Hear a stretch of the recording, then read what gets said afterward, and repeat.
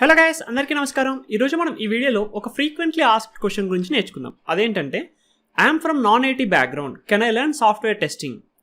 So నేను non IT background నుంచి వస్తున్నాను, నేను సాఫ్ట్వేర్ టెస్టింగ్ ఫీల్డ్కి ఎంటర్ అవ్వచ్చా, లేదా నేను ఆటోమేషన్ టెస్టింగ్ లేదా మాన్యువల్ టెస్టింగ్ నేర్చుకోవచ్చా, నాకు ఈ ఫీల్డ్ అనేది సూటబుల్ అవుతుందా కాదా అని చెప్పి చాలామంది క్వశ్చన్ అడుగుతుంటారు, అవునా? సో వీళ్ళందరికీ ఫస్ట్ నేను ఆన్సర్ చెప్పడానికన్నా ముందు నేను ఇంకో క్వశ్చన్ అడగాలనుకుంటున్నానండి మిమ్మల్ని. ఏంటంటే, మీరు సాఫ్ట్వేర్ టెస్టింగ్ ఫీల్డ్కి ఎందుకు రావాలనుకుంటున్నారు? So not just software testing field, మీరు నాన్ ఐటీ బ్యాక్గ్రౌండ్ అయ్యుండి ఐటీ బ్యాక్గ్రౌండ్ సైడ్కి ఎందుకు రావాలనుకుంటున్నారు? సో ఫస్ట్ మీరు అది అర్థం చేసుకోవాలి. మీరు నాన్ ఐటీ బ్యాక్గ్రౌండ్ అంటే ఏంటి? నాన్ ఐటీ బ్యాక్గ్రౌండ్స్ అంటే ఏమేమి వస్తాయి మనకు? బీ ఫార్మసీ అవ్వచ్చు, లేదా కామర్స్ అవ్వచ్చు, లేదంటే మనకు డిగ్రీ సైడ్ ఉన్న వాళ్ళు ఎవరైనా అవ్వచ్చు, అవునా? సో బీఎస్సీ అంటాము, ఇవన్నీ ఉంటాయి కదా. సో ఇవన్నీ కూడా మనకు నాన్ ఐటీ బ్యాక్గ్రౌండ్స్. ఈవెన్ బీటెక్లో కూడా ఈసీఈ, ట్రిపుల్ ఇవన్నీ కూడా మనకు నాన్ ఐటీ బ్యాక్గ్రౌండ్ కింద తీసుకుంటాం మనం, అవునా? Only computer science engineering and information technology and అలా ఇంకా మనకు కొన్ని ఉంటాయి, లైక్ సిఎస్టీ ఇలాంటివన్నీ కొన్ని. ఓకే, సో కంప్యూటర్స్ మనకి ఏ దాంట్లో అయితే ఉందో అవన్నీ కూడా మనకు ఐటీ బ్యాక్గ్రౌండ్ ఉన్న కోర్సెస్ అనమాట. అలా కాకుండా మనకు వేరే ఏమైతే ఉన్నాయో అవన్నీ కూడా నాన్ ఐటీ బ్యాక్గ్రౌండ్ కోర్సెస్ అనమాట. సో అలాంటి కోర్సెస్ చదువుకున్న మీరు ఈ ఐటీ ఫీల్డ్లోకి ఎందుకు రావాలనుకుంటున్నారు? రీజన్ ఏంటి మీకు? ఫస్ట్ అది అర్థం చేసుకోండి. సో ఇక్కడ రీజన్స్ అనేది నేను చాలా వరకు వింటూ ఉంటాను. ఏమని అంటే, ఒకటే రీజన్ చెప్తూ ఉంటారు చాలామంది. ఏమని? సార్, నా ఫ్రెండ్ ఒకతను ఉన్నాడు, సాఫ్ట్వేర్ ఇంజనీరు, వాడు చాలా బాగా ఎర్నింగ్ చేస్తున్నాడు, వాడు ఏం పెద్దగా పని చేయట్లేదు సార్, ఇంట్లో కూర్చుంటున్నాడు, ఈ వర్క్ ఫ్రమ్ హోమ్ వల్ల ఇంట్లో కూర్చుంటున్నాడు, సిస్టమ్ ముందు మహా అంటే ఒక 6 hours 7 hours కూర్చుంటున్నాడు, అండ్ వాడు లక్షల్లో సంపాదిస్తున్నాడు లేదా వేలల్లో సంపాదిస్తున్నాడు. సో దానివల్ల నేను కూడా ఆ ఫీల్డ్లోకి రావాలనుకుంటున్నా అని చాలామంది చెప్తుంటారు. ఒకవేళ మీ ఆన్సర్ కనుక అదే అయితే, దయచేసి ఫస్ట్ మీకు సాఫ్ట్వేర్ ఇండస్ట్రీ అంటే ఏంటి అనేది తెలుసుకోండి. దాని తర్వాతే ఇలాంటి ఒక అజంప్షన్కి రండి, ఓకేనా? ఎవరు కూడా ఖాళీగా కూర్చుంటే మనీ ఇవ్వరు, గుర్తుపెట్టుకోండి. ఒకవేళ మీ ఫ్రెండ్ ఖాళీగా కూర్చుంటే డబ్బులు వస్తున్నాయి అంటే అతని జాబ్ ఫ్యూచర్లో రిస్క్లో ఉన్నట్లే. ఏమీ నేర్చుకోకుండా ఏమీ చేయకుండా ఖాళీగా కూర్చుంటే కంపెనీ మీకు పే చేస్తుంది అంటే అలాంటి వాళ్ళ జాబ్ అనేది రిస్క్లో ఉన్నమాటే. ఓకే, అంటే ఫ్యూచర్లో ఎప్పుడైనా మనకు రెసెషన్ వచ్చినా, అంటే కంపెనీలో ఒకవేళ పర్ఫార్మెన్స్ తగ్గిందని చెప్పైనా సరే వాళ్ళని తీసేసే ఛాన్స్ అనేది ఉంటుంది, ఓకేనా? సో కూర్చుంటే వేలల్లో వేలు, లక్షల్లో లక్షలు పైసలు అనేది ఇవ్వరండి. ఓకే, సో కొంతమంది చెప్తుంటారు, సార్ నాకు ఇప్పుడు చాలా కష్టంగా ఉంది, బయట నా జాబ్ అనేది పోయింది, మేబీ నేను సేల్స్ డిపార్ట్మెంట్లో ఉన్నాను, లేదంటే వేరే ఇంకేదైనా జాబ్ చేస్తున్నాను, నా జాబ్ పోయింది. సో నా ఫ్రెండ్ని అడిగితే సాఫ్ట్వేర్ టెస్టింగ్ అనేది చాలా ఈజీగా ఉంటుంది, సో సాఫ్ట్వేర్ టెస్టింగ్కి వెళ్ళు అని చెప్పాడు, సో అందుకోసం నేను సాఫ్ట్వేర్ టెస్టింగ్ నేర్చుకుందాం అనుకుంటున్నాను కూడా కొంతమంది చెప్తారు. సో ఎస్, ఇది కరెక్టేనండి. కాకపోతే ఇది ఒకప్పటి మాట, ఓకేనా? ఇది ఒకప్పటి మాట అన్నమాట. అంటే సాఫ్ట్వేర్ టెస్టింగ్ అనేది ఒకప్పుడు ఈజీ, ఇప్పుడు సాఫ్ట్వేర్ టెస్టింగ్ అనేది ఈజీ కాదు. మీరు అనుకున్నంత ఈజీ మాత్రం కంపల్సరీగా కాదు. సాఫ్ట్వేర్ టెస్టింగ్లో కూడా మనకు 2 ఉంటాయి. ఒకటి మాన్యువల్ టెస్టింగ్ అని చెప్పేసి, అండ్ ఇంకొకటి ఆటోమేషన్ టెస్టింగ్ అని చెప్పేసి. సో మాన్యువల్ టెస్టింగ్ అనేది అంతగా డిఫికల్ట్ కాదు మీకు. సో ఈవెన్ మాన్యువల్ టెస్టింగ్ కూడా మీరు లెర్నింగ్ అనేది కంపల్సరీగా ఉండాలి, మీరు కొన్ని నేర్చుకోవాల్సి ఉంటుంది. కానీ మాన్యువల్ టెస్టింగ్ అనేది ఆటోమేషన్ టెస్టింగ్ అంత డిఫికల్టీగా ఉండదు.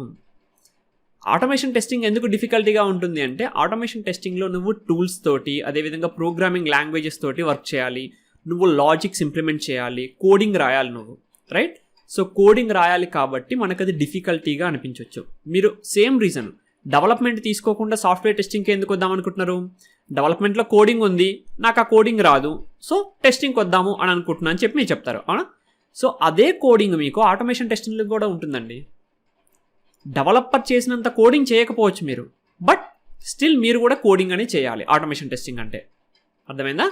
సో సాఫ్ట్వేర్ టెస్టింగ్కి మీరు రావాలి అనుకుంటే ఫస్ట్ మీ యొక్క స్కిల్ సెట్ ఏంటి అంటే, మీ స్కిల్ సెట్ అంటే మీ కంప్యూటర్స్ మీద ఎంత అండర్స్టాండింగ్ ఉంది, ఇలాంటివన్నీ కూడా మీరు ఫస్ట్ టెస్ట్ చేసుకోవాలన్నమాట. ఒకవేళ మీకు రాకపోయినా పర్లేదు, మీరు నేర్చుకోవచ్చు, ఓకేనా? అంతేకాని సాఫ్ట్వేర్ టెస్టింగ్ అనే ఒక ఫీల్డ్ చాలా ఈజీ అనే అజంప్షన్లో మాత్రం దయచేసి ఉండకండి.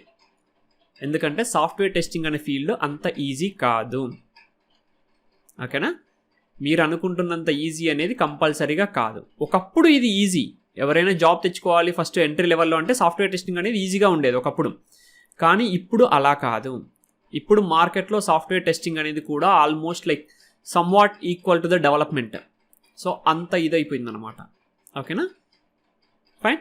సో ఇప్పుడు మరి సాఫ్ట్వేర్ టెస్టింగ్ ఫీల్డ్కి వెళ్ళాలంటే మీరు ఏమేమి నేర్చుకోవాలి అంటే మీరు నాన్ ఐటీ బ్యాక్గ్రౌండ్ కదా, సో నాన్ ఐటీ బ్యాక్గ్రౌండ్ నుంచి వచ్చిన మీరు ఏమేమి నేర్చుకోవాలి సాఫ్ట్వేర్ టెస్టింగ్ ఫీల్డ్కి రావాలి అంటే ఫస్ట్ కంప్యూటర్ బేసిక్స్ అనేది తెలిసి ఉండాలండి. సో నేను చాలా మందిని చూస్తుంటాను, నా దాంట్లో ఆటోమేషన్ వీడియోస్ చూస్తూ ఉంటారు, అండ్ వాళ్ళకి ఈవెన్ ఒక ఫైల్ యొక్క ప్రాపర్టీస్ మనం ఎలా ఓపెన్ చేయాలి ఆపరేటింగ్ సిస్టంలో అనేది కూడా తెలియదు. ఓకేనా? సో అలాంటి ఒక స్టేజ్లో మీరు ఉండి సాఫ్ట్వేర్ టెస్టింగ్ ఫీల్డ్ నేర్చుకొని నేను జాబ్ కొట్టేయాలి అంటే చాలా డిఫికల్టీ అండి. ఓకేనా? సో అందుకోసమే ఫస్ట్ కంప్యూటర్ యొక్క బేసిక్స్ అనేది నేర్చుకోండి.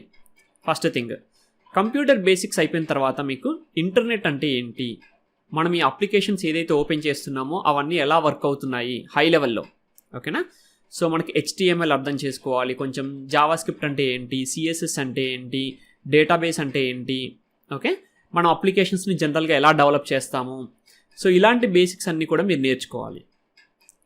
HTML అంటే మనం ఎందుకు యూజ్ చేస్తాము, CSS ఎందుకు యూజ్ చేస్తాము, జావాస్క్రిప్ట్ ఎందుకు యూజ్ చేస్తాము, ప్రోగ్రామింగ్ లాంగ్వేజ్ అంటే ఏంటి, అవునా, అదేవిధంగా డేటాబేస్ అంటే ఏంటి, ఇవన్నీ నేర్చుకోవాలి. సో ఇవన్నీ తెలిసిన తర్వాత మీకు ఒక అప్లికేషన్ అంటే ఏంటి అండ్ మీకు కంప్యూటర్ బేసిక్స్ అనేది కూడా తెలుసు, రైట్? ఇప్పుడు మీరు యాక్చువల్ సాఫ్ట్వేర్ టెస్టింగ్లోకి ఎంటర్ అవ్వచ్చు. సో సాఫ్ట్వేర్ టెస్టింగ్ అనే ఫీల్డ్లో నేను చెప్పినట్లు మాన్యువల్ టెస్టింగ్ అనేది ఉంటుంది, ఆటోమేషన్ టెస్టింగ్ అనేది ఉంటుంది. సో మీరు ఒకవేళ ఆటోమేషన్ టెస్టింగ్కి వెళ్ళాలి అనుకుంటే కంపల్సరీగా ఫస్ట్ మాన్యువల్ టెస్టింగ్ అనేది నేర్చుకోవాలి. అంటే మీరు మాన్యువల్ టెస్టర్ అవ్వాలనుకున్నా ఆటోమేషన్ టెస్టర్ అవ్వాలనుకున్నా సరే కంపల్సరీగా మాన్యువల్ టెస్టింగ్ అనేది నేర్చుకోవాలి. మాన్యువల్ టెస్టింగ్ అనేది నేర్చుకున్న తర్వాతనే మీకు ఆటోమేషన్కి కానీ లేదా మాన్యువల్లో ఉండాలనుకుంటే ఉండొచ్చు. ఓకే, సో మాన్యువల్ టెస్టింగ్ అంటే ఏంటి మనకు, సో అసలు టెస్టింగ్ అంటే ఏంటి, టెస్టింగ్ యొక్క ఫండమెంటల్స్ ఏంటి, టెస్టింగ్లో ఎన్ని టైప్ ఆఫ్ టెస్టింగ్స్ ఉన్నాయి, సో టెస్టింగ్లో మనకు మెథడాలజీస్ ఏమేమి ఉన్నాయి, ఓకేనా, బ్లాక్ బాక్స్ టెస్టింగ్ అంటే ఏంటి, వైట్ బాక్స్ టెస్టింగ్ అంటే ఏంటి, ఫంక్షనల్ టెస్టింగ్ అంటే ఏంటి, రిగ్రెషన్ అంటే ఏంటి, శానిటీ అంటే ఏంటి, స్మోక్ అంటే ఏంటి, సో అదేవిధంగా మనం మాన్యువల్ టెస్ట్ కేసెస్ని ఎలా రాయాలి, అంటే ఎక్సెల్ షీట్లో రాయాలనా లేకపోతే ఏ టూల్ వాడుకోవాలి, అది రాసేటప్పుడు మనం ఏమేమి పాయింట్స్ని కన్సిడరేషన్లో తీసుకొని రాయాలి మాన్యువల్ టెస్టింగ్లో, అండ్ ఒక అప్లికేషన్ మనకి ఏదైనా ఒక కొత్త ఫీచర్ రిలీజ్ అయిందంటే ఆ అప్లికేషన్కి నువ్వు ఆ ఫీచర్కి టెస్ట్ కేసెస్ ఎలా రాస్తావు, సో ఇలాంటివన్నీ తెలుసుకోవాలండి మీరు. ఇలాంటివన్నీ కూడా మీరు నేర్చుకోవాలి. మాన్యువల్ టెస్టింగ్ అనేది జస్ట్ నేను ఏమైనా మౌస్ తీసుకొని చూసుకుంటూ వెళ్ళిపోతా అన్నంత ఈజీ కాదు.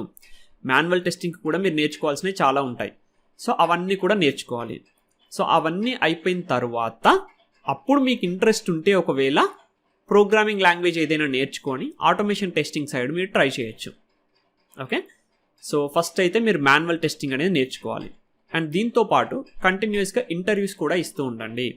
సో ఇంటర్వ్యూ కాల్స్ రావడం కొంచెం కష్టం, ఎందుకంటే నాన్ ఐటీ బ్యాక్గ్రౌండ్ కాబట్టి ఇంటర్వ్యూస్ కొంచెం సెలెక్ట్ చేయాలంటే కూడా ప్రొఫైల్ కొంచెం భయపడతారు ఫస్ట్. ఓకేనా, సో ప్రొఫైల్ సెలెక్ట్ చేయాలనుకున్నా కానీ భయపడతారు, అంటే వీళ్ళు నాన్ ఐటీ బ్యాక్గ్రౌండ్ కదా, సో వీళ్ళకి ఏమన్నా వచ్చో రాదో కంప్యూటర్ గురించి అన్న విధంగా భయపడుతూ ఉంటారు. బట్ మీరు కొన్ని స్కిల్స్ని యాడ్ చేసుకోవాలి. అంటే మీరు మాన్యువల్ టెస్టింగ్ మీద కోర్స్ చేసుకున్నట్లు లేకపోతే ఆటోమేషన్ టెస్టింగ్ మీద కోర్స్ చేసినట్లు. సో మీరు మాన్యువల్ టెస్టింగ్ మీద ఒకవేళ కంప్లీట్గా కోర్స్ అనేది చేస్తే ఆ తర్వాత ISTQB అనే ఒక సర్టిఫికేషన్ ఉంటుందండి.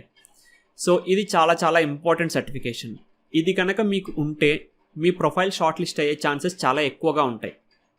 అర్థమైందా? సో ISTQB అనే ఒక సర్టిఫికేషన్ ఉంటుంది, అది మనకు ఒక 5,000 ఏముంటుంది అంతే అండి, పెద్దగా కాస్ట్ కూడా ఏముండదు.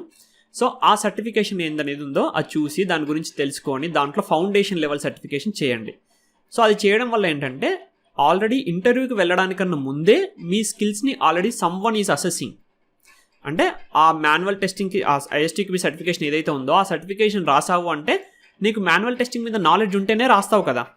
సో అక్కడే ఒక లెవెల్ ఆఫ్ ఇంటర్వ్యూ అయిపోయినట్టే మీకు. ఓకేనా, సో అప్పుడు మీ ప్రొఫైల్ షార్ట్ లిస్ట్ అయ్యే ఛాన్సెస్ ఎక్కువగా ఉంటాయి.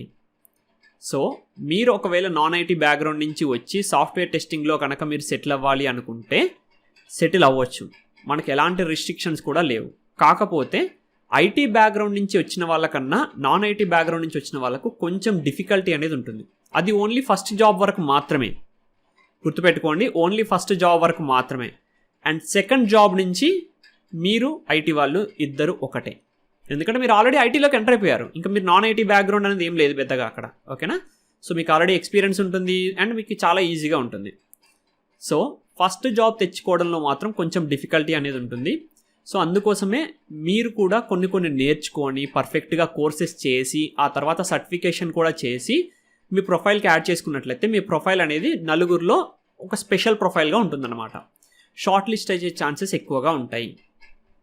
ఓకేనా. అండ్ ఇంకొకటండి, ఆల్రెడీ ఐటీ బ్యాక్గ్రౌండ్ నుంచి వచ్చి అమీర్పేట్లో చాలామంది ట్రైనింగ్ తీసుకొని ఇంకా జాబ్స్ కోసం ట్రై చేస్తున్న వాళ్ళు కూడా ఉన్నారు. సో మీరు ఇవన్నీ కూడా గుర్తుపెట్టుకోవాలి, ఓకేనా. మైండ్లో ఇవన్నీ కూడా పెట్టుకోవాలి మీరు. సో ఐటీ బ్యాక్గ్రౌండ్ నుంచి వచ్చిన వాళ్ళు, ఆల్రెడీ కంప్యూటర్ స్కిల్స్ ఉన్న వాళ్ళు, ఆల్రెడీ ఇవన్నీ నేర్చుకున్న వాళ్ళు కూడా మనకు మార్కెట్లో చాలామంది ఉన్నారు. అంటే కాంపిటీషన్ అనేది చాలా ఎక్కువగా ఉంది. బట్ డోంట్ వరీ, జాబ్స్ కూడా ఎక్కువే ఉన్నాయండి. జాబ్స్ కూడా చాలా ఎక్కువే ఉన్నాయి సాఫ్ట్వేర్ టెస్టింగ్ ఫీల్డ్లో. సో మీకు కాంపిటీషన్ ఉంది అండ్ జాబ్స్ కూడా ఉన్నాయి. సో ఇంతమంది కాంపిటీషన్లో మీరే స్టాండ్ అవ్వాలి అనుకుంటే మాత్రం కంపల్సరీగా మీలో ఏదో ఒక స్పెషల్ స్కిల్ అనేది ఇంప్రూవ్ అవ్వాలి, ఓకేనా. సో అలాంటి స్కిల్స్ని ఇంప్రూవ్ చేసుకొని మీరు కనుక కరెక్ట్గా ప్రాక్టీస్ చేసి మీ రెజ్యూమేని కరెక్ట్గా ప్రిపేర్ చేసుకొని నౌకరీలో పెట్టుకుంటే మీకు కంపల్సరీగా కాల్స్ అనేవి వస్తాయండి. ఓకే. సో ఎస్, ఈ వీడియోకి ఇంకా ఇంతేనండి. సో నెక్స్ట్ వీడియోస్లో నేను ఒకవేళ మీకు కెరియర్ గ్యాప్ ఉంటే ఎలా, అదేవిధంగా ఆటోమేషన్ టెస్టింగ్ స్టార్ట్ చేయాలంటే ఏంటి పాత్, సో ఇలాంటివన్నీ కూడా నేను ఒక్కొక్క వీడియోలో డిస్కస్ చేస్తూ ఉంటాను, ఓకేనా. థ్యాంక్ యూ అండి. Bye bye.